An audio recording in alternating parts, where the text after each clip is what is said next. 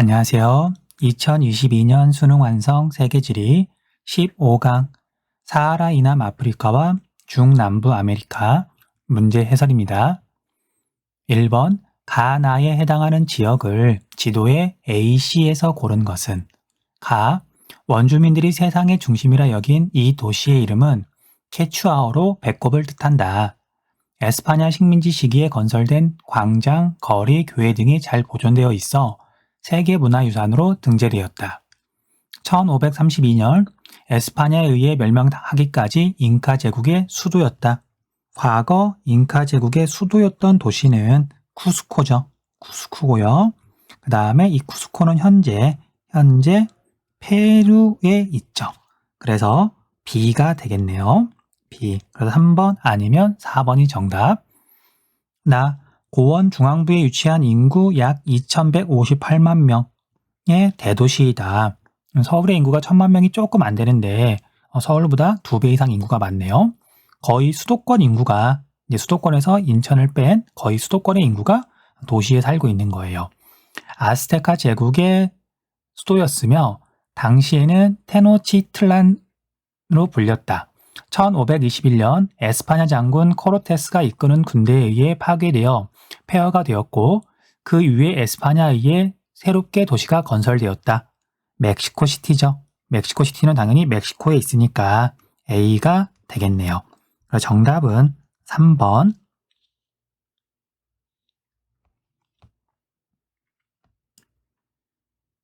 2번 표는 지도에 표시된 가나 국가 내 민족 구성 비율 순위를 나타낸 것이다.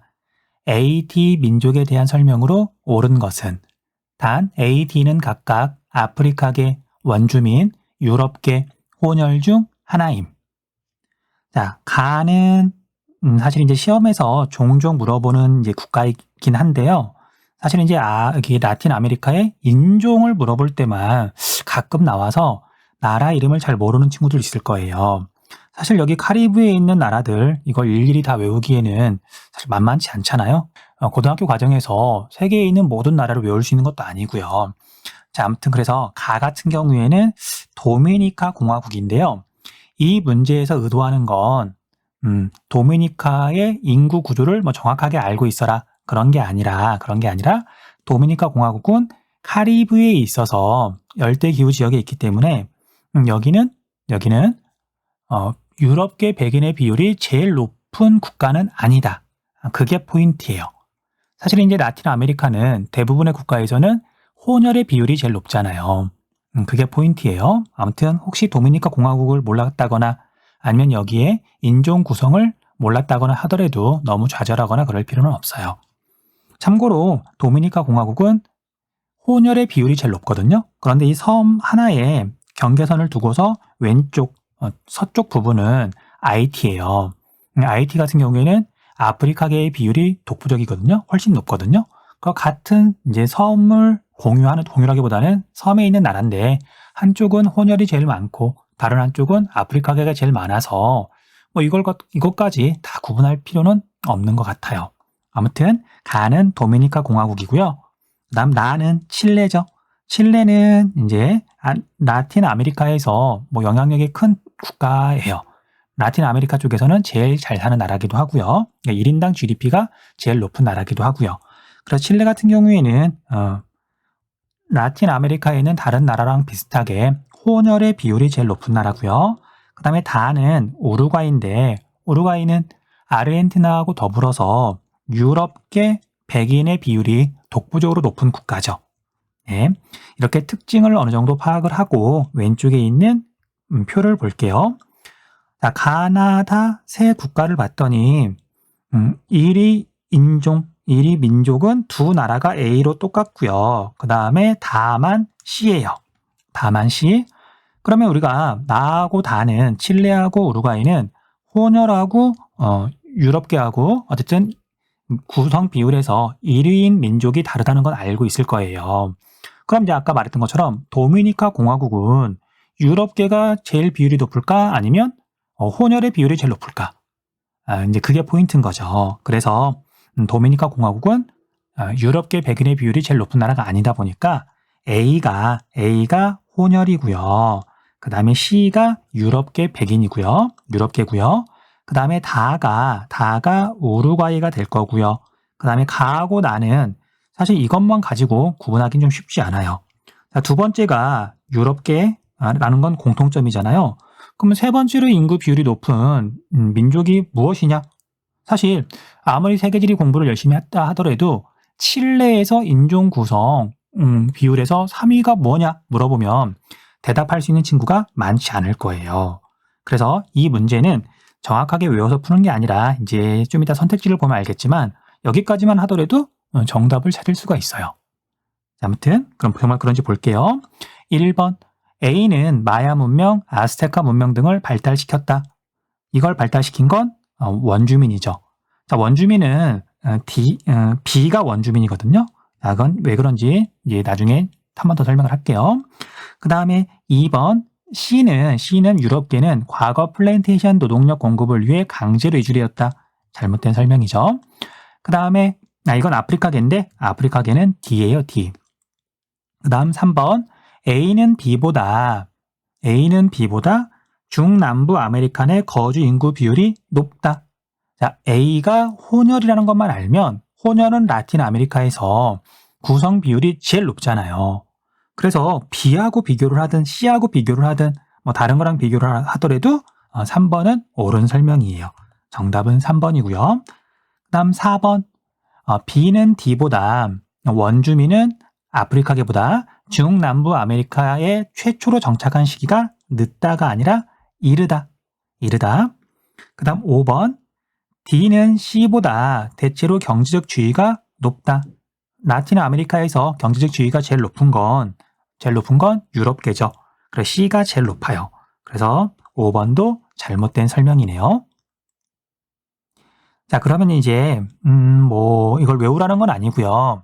아프리카계하고 원주민하고 이렇게 굳이 비교를 해보자면 우루과이나 아니면 칠레 쪽은 과거에 아프리카계, 쉽게 말하면 흑인을 강제로 끌고 올 이유가 별로 없죠. 그러니까 이제 아프리카계가 이제 라틴 아메리카 쪽으로 넘어온 건 이제 플랜테이션 농장에서 일할 노동력이 부족했기 때문에 그래서 데리고 온 거라서 주로 열대 기후 지역에 아프리카계의 후손들이 살고 있잖아요. 그런데 칠레하고 우루과이는 열대 기후하고는 상관이 거의 없죠. 그러다 보니까 여기에는 아프리카계의 비율이 낮을 수밖에 없어요. 그에 비해서 도미니카 공화국은 카리브 해에 있잖아요. 그리고 바로 옆에 있는 아이티나 아니면 그 왼쪽에 있는 서쪽에 있는 여기 자메이카 같은 경우에는 흑인의 비율이 제일 높은 나라고요. 그래서 국가 내에 아프리카계가 있을 수밖에 없어요. 존재감이 있을 수밖에 없어요. 그래서 D가 아프리카계고요. B가 원주민이에요.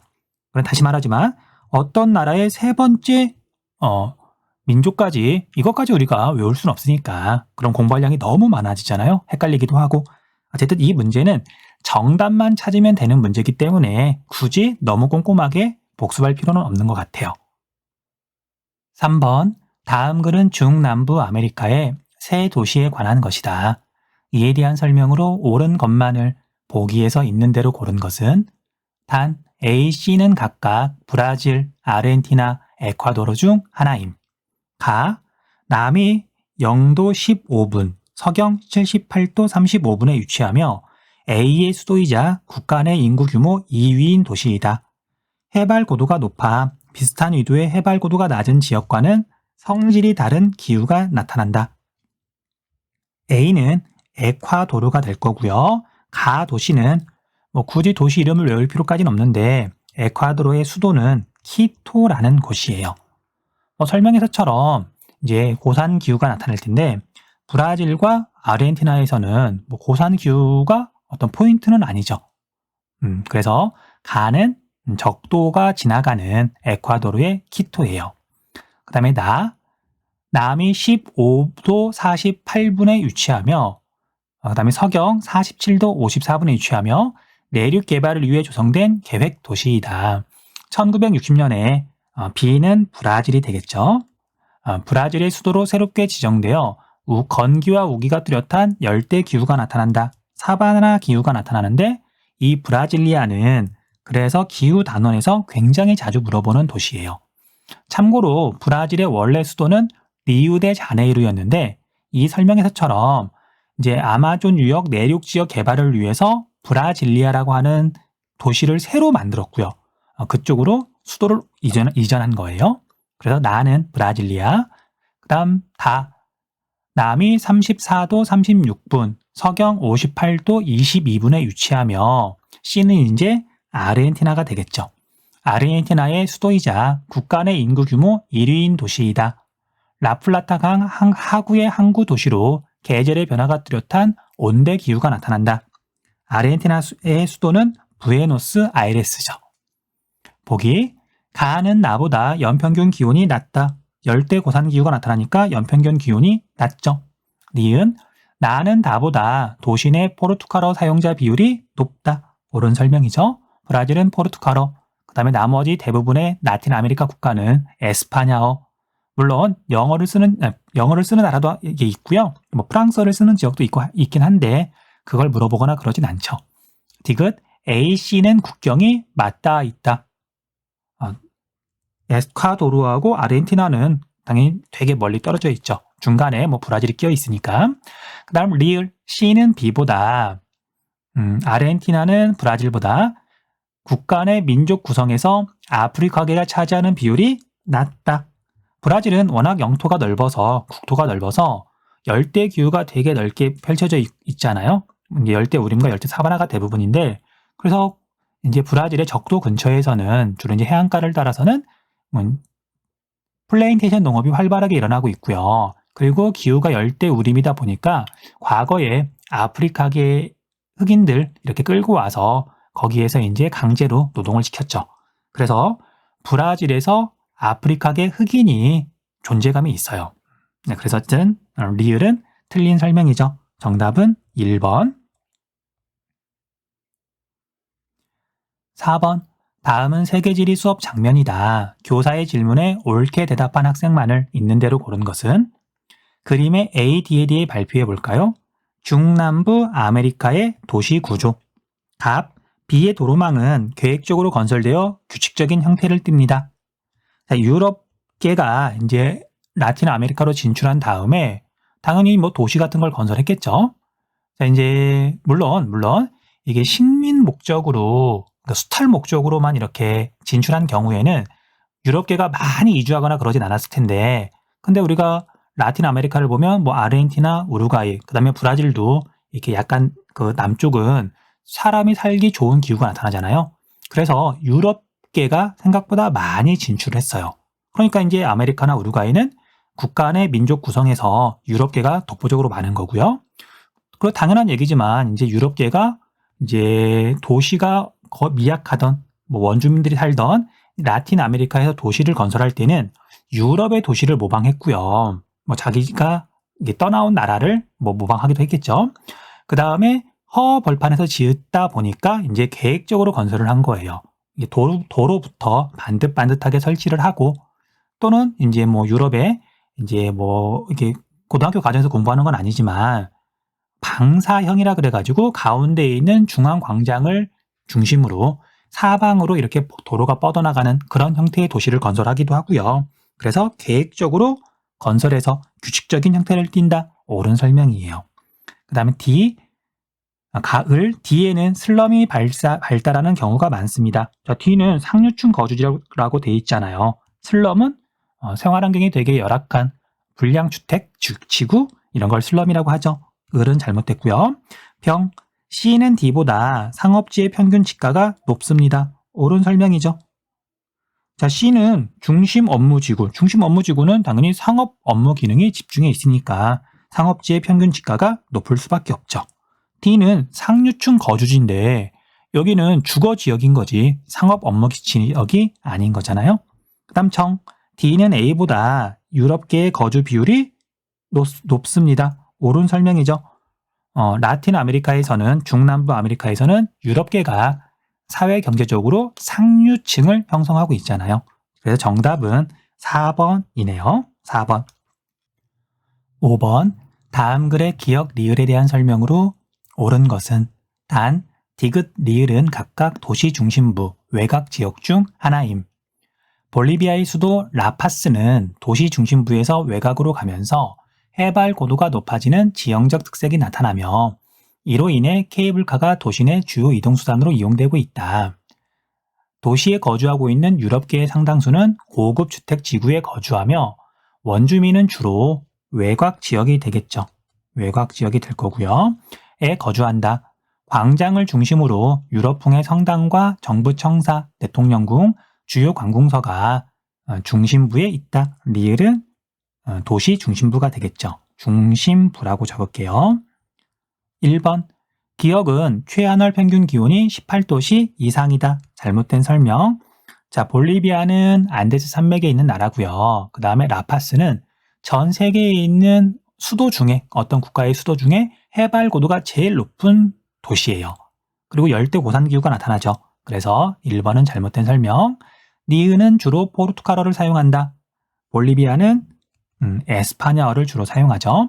그 다음 3번. 리을은 대체로 격자형의 도로망을 갖추고 있다. 옳은 설명이죠. 자, 앞에 바로 해설했던 4번하고 거의 유사한 문제죠. 그 다음 4번. 디귿은 리을보다 상업 업무 기능의 집중도가 높다. 거꾸로 설명하고 있고요. 5번. 리을은 디귿보다 평균 해발 고도가 높다가 아니라 낮다. 이건 거의 국어 문제에 가깝네요. 정답은 3번. 6번. 다음 자료에 대한 설명으로 옳은 것은 단, 가, 다는 각각 지도에 표시된 세 국가 중 하나이고 A, C는 각각 이슬람교, 크리스트교, 토속신앙 중 하나임. 자, 왼쪽 그래프를 봤더니요. 사하라 이남 아프리카의 종교별 신자 비율이에요. 사하라 이남이니까 이제 과거에 유럽의 식민 지배를 받은 나라들이 많죠. 그래서 A가 크리스트교고요. 그 다음에 이슬람교가 크리스트교의 절반쯤 되죠. 그래서 크리스트교와 이슬람교, 그 다음에 토속신앙은 과거에는 비율이 되게 높았으나 당연히 아프리카도 이제 과학기술 같은 게 보급이 되고 그러다 보니까 토속신앙의 비율이 급격하게 줄어서 지금은 되게 낮아졌죠. 자, 그래서 어쨌든 A가 크리스트교, B가 이슬람교예요. 그 다음에 지도에 표시된 세 국가를 봤더니 수단은 이슬람교를 주로 믿고 있고요. 그 다음에 나이지리아는 이슬람교하고 크리스트교하고 비율이 비슷해요. 그래서 두 종교 간에 갈등이 심한 나라잖아요. 그 다음에 이 나라는 앙골라인데 석유가 나오거든요. 그런데 여기는 확실하게 이제 남부 아프리카잖아요. 중부도 아니고 여기는 과거에 유럽 식민 지배를 받아서 크리스트교의 비율이 독보적으로 높아요. 자, 이렇게 파악한 다음에 오른쪽에서 가나 다를 구분해보면 가는 A하고 B하고 비율이 비슷하니까 나이지리아가 되겠죠. 그리고 나는 B의 비율이 독보적으로 높으니까 수단이 될 거고요. 그 다음에 다는 반대로 A, 크리스트교의 비율이 독보적으로 높으니까 앙골라가 되겠네요. 선택지 볼게요. 1번, 가는 판이 서로 갈라지는 경계에 위치하여 지각이 불안정하다. 자, 이건 에티오피아에 대한 설명이에요. 자, 에티오피아는 그쵸? 에티오피아에 대한 설명이네요. 나도 아니고. 에티오피아는 참고로 열대 고산 기후가 나타나잖아요. 동아프리카 지구대에 있어서, 그러니까 판이 갈라지는 경계에 있어서 대륙판이 갈라지는 경계죠. 그래서 화산 활동이 일어나면서 엄청난 양의 용암이 분출한 거예요. 그것 때문에 고원이 만들어진 거예요. 그래서 나가 아니라 에티오피아네요. 진짜 선생님이 당연히 문제를 먼저 풀어보는데 아무 생각 없이 세 나라 중 하나에 대한 설명인 줄 알았어요. 그래서 세 나라에 대한 설명이 아니고 에티오피아에 대한 이야기네요. 2번, 나는 대서양에 접해 있다. 나는 수단은 대서양이 아니라 홍해에 접해 있죠. 홍해. 그 다음 3번, 다는 국토가 사헬지대에 걸쳐 있다. 사헬지대에 걸쳐 있는 건 수단이고요. 다는 앙골라니까 사헬지대하고는 아무 상관없죠. 4번, A는 B보다 아프리카에서 신자가 많다. 아프리카가 아니라 안 보이나 보다. 4번 A는 B보다 크리스교는 이슬람교보다 아메리카에서 신자가 많다. 옳은 설명이죠. 정답은 4번. 5번 B는 C보다 사하라의 남아프리카 전통 부족 사회의 풍속 형성에 큰 영향을 주었다. 큰 영향을 준 건 C 토속 신앙이죠. 7번 다음 자료는 아프리카 두 국가에 관한 것이다. 가나 국가에 대한 설명으로 옳은 것만을 보기에서 고른 것은 굉장히 많이 물어보는 내용이죠. 자, 왼쪽 가는 아파르트 헤이트. 이것만 보더라도 남아프리카 공화국이라는 걸 쉽게 알 수 있죠. 남아공. 소수의 백인이 다수의 유색 인종을 차별하고 지배하기 위해 시행된 인종 분리 정책이다. 1990년대에 공식적으로 폐지되었지만 아직도 인종별 거주지 분리 현상은 사라지지 않고 있다. 2011년에 이렇게 뭔가 나오고 분리 독립이란 말이 나오죠. 그래서 여기는 남수단이라는 걸 알 수 있어요. 남수단. 네, 물론 남수단하고 이제 수단이겠죠. 원래는 수단이었으나 남수단이 분리 독립한 거죠. 보기 볼게요. 기억, 가의 일부 지역에서는 지중해성 기후가 나타난다. 옳은 설명이죠. 남아프리카 공화국 이렇게 있으면 이쪽 남서부 지역이 지중해성 기후잖아요. 다음 니은, 나는 이슬람교보다 크리스교 신자가 많다. 자, 이 자료에서는 나의 분리독립이라고 되어 있으니까 수단이 아니라 남수단 물어보는 거죠. 그래서 수단은 이슬람교, 남수단은 크리스교 신자가 더 많아요. 종교 갈등이 심했던 곳이죠. 그래서 분리독립한 거고요. 그 다음에 디귿, 나에서는 고기 습곡 산지 주변에서 석탄 생산이 활발하다. 잘못된 설명이죠. 석유가 나오는 나라예요. 남수단. 그 다음 가는 북반구, 나는 남반구에 위치한다. 잘못된 설명이죠. 거꾸로 되어 있죠. 그래서 정답은 1번 기억 니은이 되겠네요.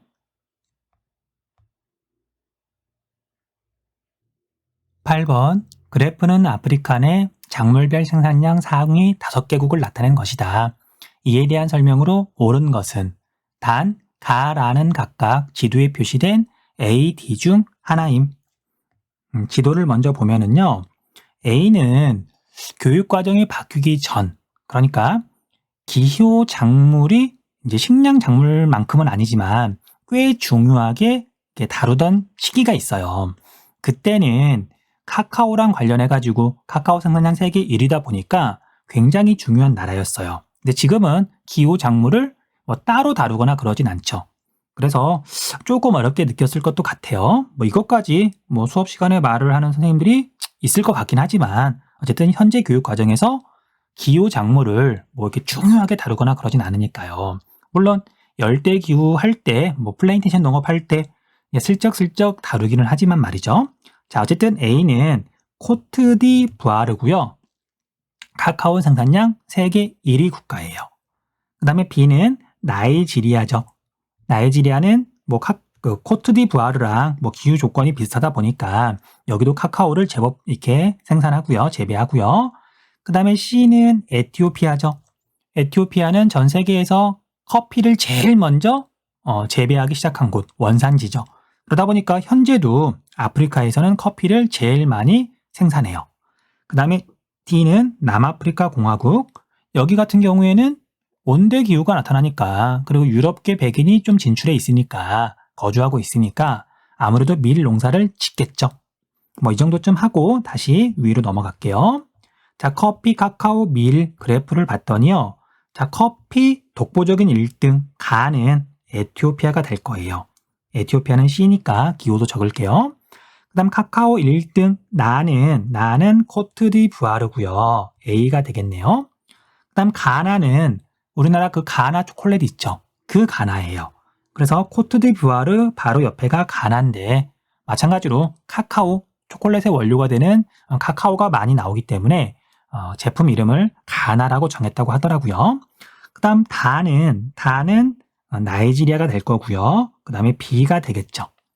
그 다음에 밀은 이집트, 그 다음에 에티오피아가 밀을 많이 재배하네요. 참고로 에티오피아는 이제 적도 가까이에 있지만 열대 고산 기후가 나타나잖아요. 기후가 서늘해서 밀 재배에 적합해요. 그래서 에티오피아 C이고요. 그 다음에 라는 밀에서만 존재감이 있죠. 그래서 남아프리카 공화국 D가 되겠네요. 선택지 볼게요. 1번 가는 에티오피아는 크리스트교보다 이슬람교 신자가 많다. 잘못된 설명이죠. 에티오피아는 아프리카에서 이제 유일하게 독립을 유지한 나라인데 그리고 재밌게도 뭐 유럽 국가들이 유럽 열강이 크리스트교를 전파한 게 아니라 에티오피아는 정말 원래부터 크리스트교였어요. 그래서 이것도 시험에서 물어볼 만한 내용이니까 기억 좀 해주세요. 에티오피아는 크리스트교를 원래부터 믿고 있던 지금도 크리스트교를 제일 많이 믿는 국가다. 2번 나는 나일강 유역 국가이다. 나일강 유역 국가는 에티오피아죠. 나는 나이저강 유역 국가겠죠. 나이지리아라는 이름 자체가 나이저라는 말에서 유래했다 그러니까 2번은 잘못된 설명이고요. 그 다음 3번 라는 남아프리카 공화국은 다 나이지리아보다 석유 생산량이 많다. 아프리카에서 석유를 제일 많이 생산하는 나라는 나이지리아. 그 다음 4번 가는 C 에티오피아. 그 다음 나는 A 나는 코트디부아르. 그 다음에 다는 B 다는 나이지리아. 그 다음에 라는 남아프리카 공화국이다. 옳은 설명이네요. 정답은 4번. 그 다음 5번 D는 남아프리카 공화국은 C 에티오피아보다 총 수출액에서 농림축산물이 차지하는 비율이 높다가 아니라 낮다.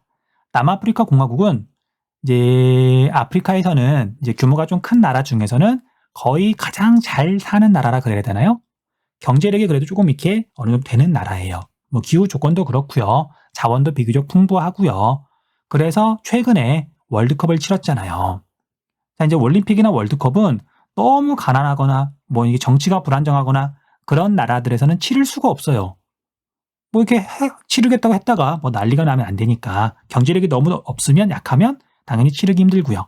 그래서 남아프리카 공화국은 아프리카에서는 최대의 제조업 국가예요. 그만큼 이제 1차 산업의 비중은 낮겠죠. 그리고 상대적으로 3차 산업의 비중은 높을 거고요. 자, 어쨌든 정답은 4번이에요. 9번 그래프는 지도에 표시된 네 국가의 상품 수출액 비율을 나타낸 것이다. 가라 국가에 대한 설명으로 옳은 것은? 자, 지도를 보면은요. 칠레는 뭐 구리가 대표적이죠.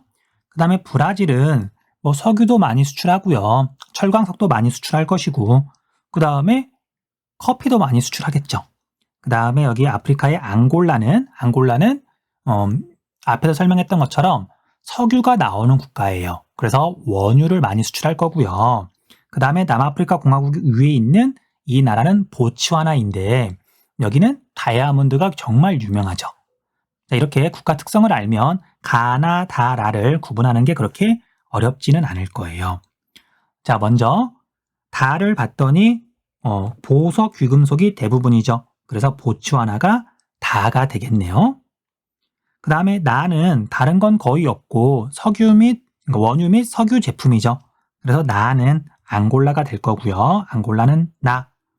그 다음에 칠레하고 브라질을 이렇게 보니까요. 일단 광물은 금속 광물과 뭐 비금속 광물이 있는데 구리가 광물에 해당하죠. 그래서 칠레는 라가 될 거고요. 그만큼 구리의 비중이 높은 거죠. 비율이 높은 거죠. 그에 비해서 이제 브라질은 곡물, 과일, 아마 여기에 커피가 포함이 되어 있을 거고요. 광물에는 아마 철광석이 포함이 되어 있을 것이고요. 그 다음 석유가 나오니까 원유도 이렇게 있죠. 브라질이 가가 되겠네요. 선택지 볼게요. 1번 다의 일부 지역에서는 열대우림 기후가 나타난다. 보츠와나. 자, 보츠와나는 아프리카에 있어서 뭐 열대 기후가 나타날 것도 같지만 그런데 우리가 열대우림 기후는 생각보다 분포 면적이 좁아요.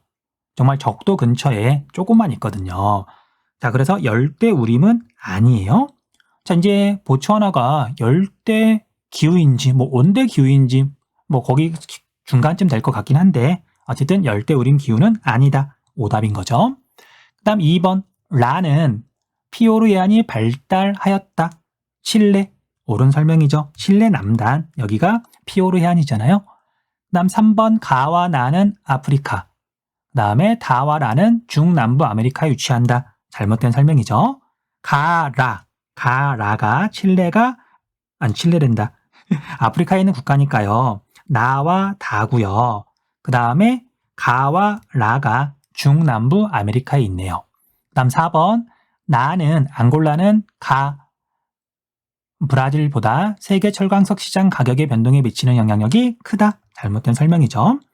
그 다음 5번 다는 라보다 보츠와나는 칠레보다 국가 내 에스파냐어 사용자 비율이 높다. 잘못된 설명이죠. 칠레는 대부분 에스파냐어를 사용해요. 정답은 2번. 10번 다음 자료의 기억 디귿에 대한 설명으로 옳은 것만을 보기에서 있는 대로 고른 것은 단 기억 디귿과 A, B는 각각 구리, 콜탄 중 하나임. 구리하고 콜탄 중 하나임. 자, 콩고 민주공화국은 기억의 주요 생산국이다. 열대우림 기후 지역에 주로 매장되어 있는 기억은 세계적으로 수요가 급증하고 있어 빠르게 개발이 진행된 결과 열대림 파괴와 수질 오염이 심화되어 채굴 지역에 서식하는 고릴라들이 멸종 위기에 처하게 되었다. 이 내용은 통합사회 교과서에 나오거든요. 세계지리 교과서에는 사실 선생님은 이게 세계지리 교과서 가지고 수업하기보다는 3학년 수업이다 보니까 수능 특강 가지고 하는데 세계지리 교과서에 나오는지는 잘 모르겠네요. 출판사마다 좀 다를 수도 있고요. 자, 아무튼 그래서 기억은 콜탄이긴 한데 이건 콜탄을 먼저 고르기보다는 구리를 먼저 골라야 돼요. 한편 콩고 민주공화국에서 잠비아로 이어지는 지역은 디귿이 풍부하게 매장되어 있어 구리예요, 구리. 그래서 코퍼 벨트라고 불린다. 이 지역 역시 구리의 개발 붐으로 환경이 크게 악화되고 있다. 자, 이거 쿠퍼 벨트 기억 좀 해두세요. 2022년 수능 특강에서 자세히 다루고 있더라고요. 아무튼 이렇게 해서 보기를 볼게요. 기억의 중남부 아메리카 내 주요 생산국으로는 칠레, 페루 등이 있다. 칠레, 페루는 구리를 주로 생산하는 거지 콜탄을 주로 생산하진 않고요. 그 다음에 이 설명에서 콜탄은 열대우림 기후 지역에 주로 매장되어 있다 그랬잖아요. 그런데 칠레, 페루는 열대우림하고는 별로 상관이 없죠. 그 다음 니은은 동남아시아의 보르네오 섬에서도 나타나고 있다. 옳은 설명이죠. 그 다음 니은은 토양 침식, 대기 중 이산화탄소 증가 등의 문제를 유발한다. 옳은 설명. 니은 디귿이 일단 옳은 설명이니까 그리고 기억은 잘못된 거니까 정답은 2번이 되겠네요. 그 다음 리을 기억은 B. 코발트? 여기 왼쪽에 오른쪽에 코발트라고 써 있는데 B.점 코발트네요. 기억은 B가 이렇게 봤더니 콩고 민주공화국의 남쪽 지역에 이렇게 있고 그 밑에 잠비아랑 이어지는 거거든요. 자, 그래서 B는 디귿 구리고요. 그 다음에 디귿은 A 콜탄이 되겠네요. 이제 이건 내용을 보면 콜탄은 주로 콩고 민주공화국에서 그 다음에 구리는 콩고 민주공화국 바로 아래쪽에 있는 잠비아랑 이어져서 그 두 국가가 주요 생산지니까 그 리을은 잘못된 설명 거꾸로 되어 있네요. 정답은 2번. 자, 여기까지 해서 15강 문제 해설 마치겠습니다. 수고하셨습니다.